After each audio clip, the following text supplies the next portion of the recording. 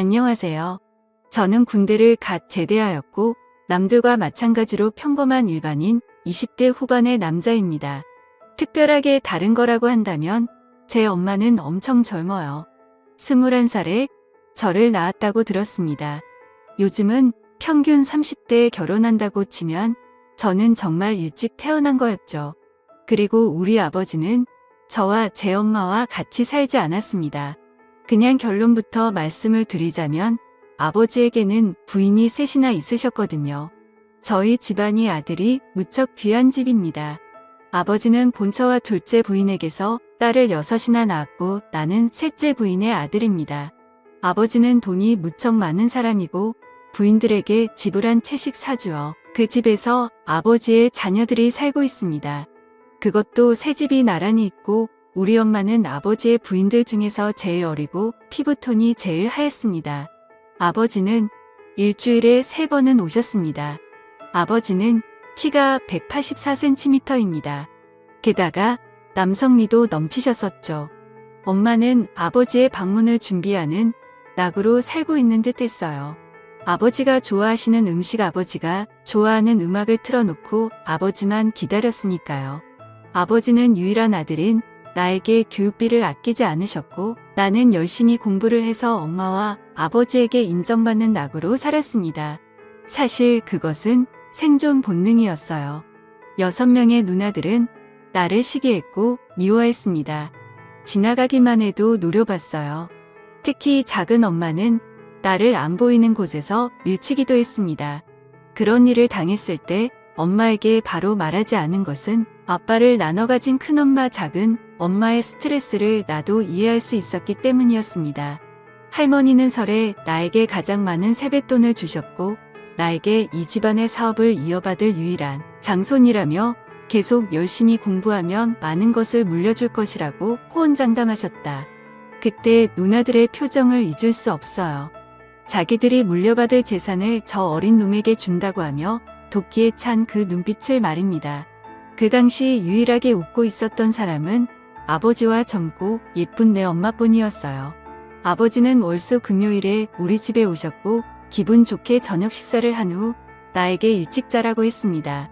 나는 두 분이 뭘 하려고 하는지 다 알고 있음에도 불구하고 아버지의 말을 들어줄 수밖에 없었어요. 아버지는 엄마에게 젊은 부인과 일을 치르니 젊어져서 좋다며 매일 와서 같이 살고 싶은데 조강 지쳐버리면 벌 받는다고 미안하다며 엄마의 머리를 쓰다듬고 가셨습니다. 나는 엄마 옆에서 곤히 잠든 척했고 아버지는 매번 내가 잘 자는지 확인했습니다. 엄마는 쟤는 한번 잠들면 옆에서 대포를 쏴도 못 들어요라고 했습니다.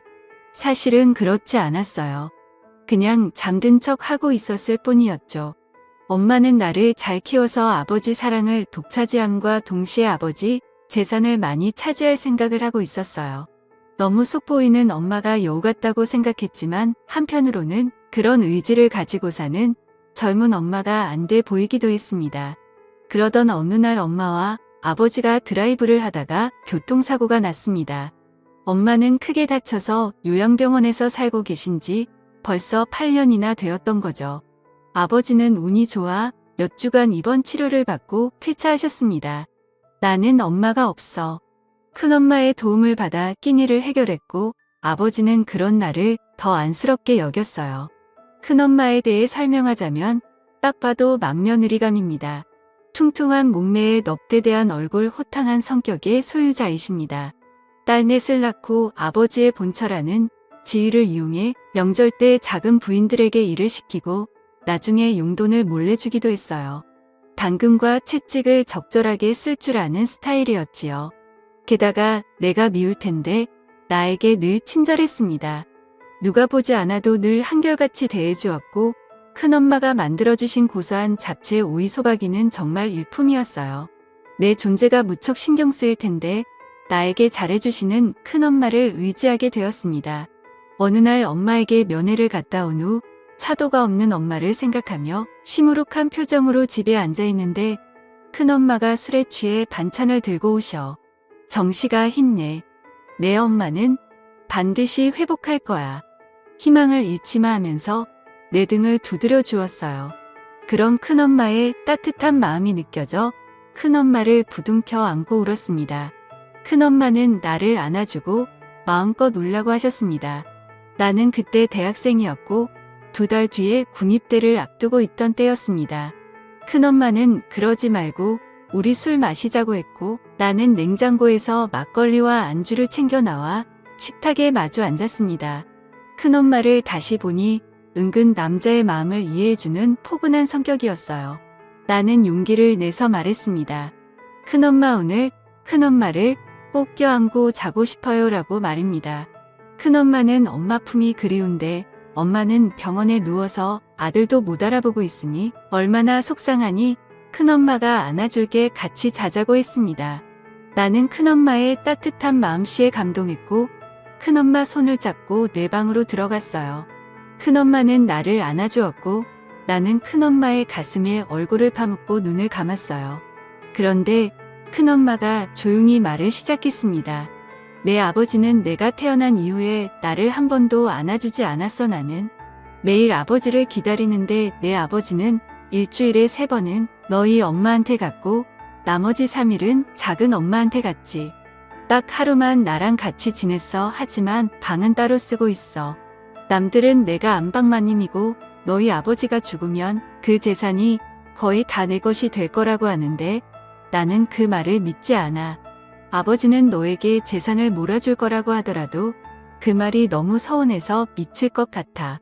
나를 여자로 바라봐 주지도 않고 재산을 미리 챙겨주지도 않는데 나는 껍데기랑 살고 있는 것 같아. 그렇다고 이 나이에 다른 남자를 찾을 수도 없고 말이야.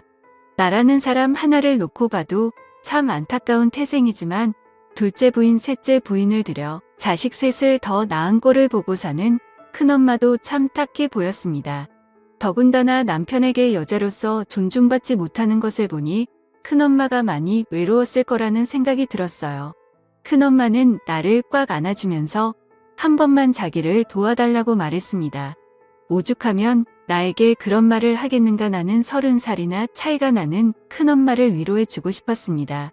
결국 저는 큰엄마의 부탁을 들어주게 되었죠. 처음에는 잘 몰랐지만 나와 은근 잘 맞는 것 같았어요. 이후 큰엄마는 내게 정말 고맙다고 말하면서 수표 2장을 쥐어주고 집으로 돌아갔습니다. 큰엄마의 한 맺힌 인생을 생각해 보니 가엾기도 했고 중년 부인의 매력을 알게 되니 만감이 교차했습니다. 큰엄마는 그날 이후로 반찬을 갖다 준다는 핑계로 우리 집에 자주 왔고 내가 좋아하는 막걸리도 준비해서 말입니다. 우리는 만날 때마다 즐겁게 시간을 보냈고 큰엄마는 점점 화색이 돌기 시작했습니다. 아버지는 큰엄마에게 요즘 즐거운 일 있냐고 물었다고 했어요. 큰엄마는 당신 같은 바람둥이는 알 필요 없다고 했다 합니다. 나는 귀여운 우리 큰엄마에게 오랫동안 비밀 남자친구가 되어주기로 결심했습니다. 그리고 나는 군에 입대했습니다. 어느 날 큰엄마가 면회를 왔어요. 엄마는 여전히 의식을 못 찾는 상태라고 하네요. 그리고 맛있는 음식을 잔뜩 사주시고 돌아갔습니다. 큰엄마의 면회는 여러 번 이어졌고 나는 제대를 하게 되었습니다. 큰엄마는 대놓고 우리 집에서 잠을 자고 갑니다. 아버지는 그런 큰엄마의 행실을 눈치채는 것 같았지만 큰엄마는 술 마시다가 취해서 잠이 들었다고 발뺌을 합니다. 큰엄마는 자신이 관리를 잘하는지 점점 젊어지는 것 같고 살도 빠지더군요. 그런 노력하는 모습에 큰엄마가 너무 예쁘고 좋아서 큰엄마를 외면하지 못하고 있습니다.